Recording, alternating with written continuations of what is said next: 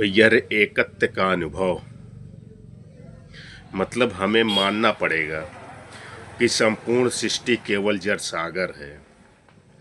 हम और तुम इसकी छोटी छोटी भंवर हैं। या हो सकता है कि मेरा देह का जड़ पदार्थ कुछ वर्षों पूर्व तुम्हारी देह में या सूरज में या किसी पौधे में या किसी अन्य में सदा परिवर्तनशील अवस्था में रहा होगा। या तो देह का एक तत्व मात्र है, विचार का या भी यही हाल है, या विचार सागर है, एक असीम राशि है जिसमें मेरा और तुम्हारा मन उसकी भंवरों के समान है। क्या उसका प्रभाव तुम्हें विदित नहीं हो रहा है? कैसे मेरे विचार तुम्हारे मन और तुम्हारे विचार में मेरे मन में प्रविष्ट हो रहे हैं। हमारा संपूर्ण जीवन एक है, हम सब एक हैं। विचार की दृष्टि से भी इसमें भी व्यापक स्तर पर सामान्यकरण करने से ज्ञात होता है कि जड़ पदार्थ और विचार का सार उनसे अद्भुत आत्मा है। यही वह एकत्व है जहाँ से सबका उदय हुआ है और वह अनिवार्यतः एक होनी चाहिए। हम पूर्णतः एक हैं। हम भौतिक रूप से एक हैं, मानसिक रूप से एक हैं और स्पष्ट आत्मिक दृष्टि से भी एक तो हैं ही, बशर्ते कि आत्मा में हमारी आस्था हो।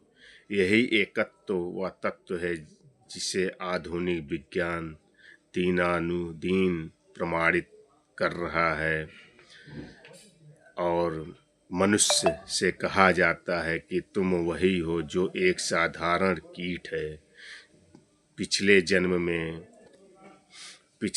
में रेंगते रेंगते कीट इस नर देह को प्राप्त कर गया जिस पर तुम्हें इतना गर्व है। इस सर्व संभाव का उद्देश्य सृष्टि के जड़ चेतन एवं हमारे बीच एकात्मता की यह पुष्टि अवश्य ही एक महती उपलब्धि है जिसमें बहुत कुछ सीखा जा सकता है, क्योंकि इसमें से अधिकांश अपने से महतर, अपने से बेहतर प्राणियों के साथ एक हो जाने में हमें हर्ष का अनुभव करते हैं, किंतु कोई भी निरंतर प्राणियों के साथ एकात्मता की आकांक्षा नहीं करता। मानवीय अज्ञानता ऐसी है, हमसे हर कोई अपने को उन्हीं पूर्वजों को संतान बताने का प्रयत्न करता है जिन्हें सामाजिक सम्मान प्राप्त हो रहा है, किंतु हमारी आंखें खुलने लगी हैं।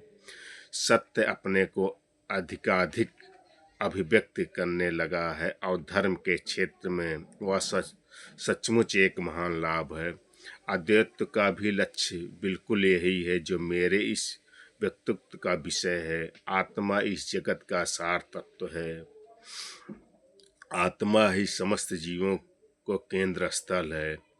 वह तुम्हारे अपने जीवन का सार है। इतना ही नहीं, तुम भी वही हो। तात्मवशित तुम इस विश्व के साथ एक हो। जो व्यक्ति स्वयं को दूसरों से जरा भी बल की नोक के बराबर भी अलग मानता है वह तत्काल ही दुखी हो जाता है। जो इस एकत्व भाव का सृष्टि से एकत्व का अनुभव करता है वही एक अधिकारी होता है।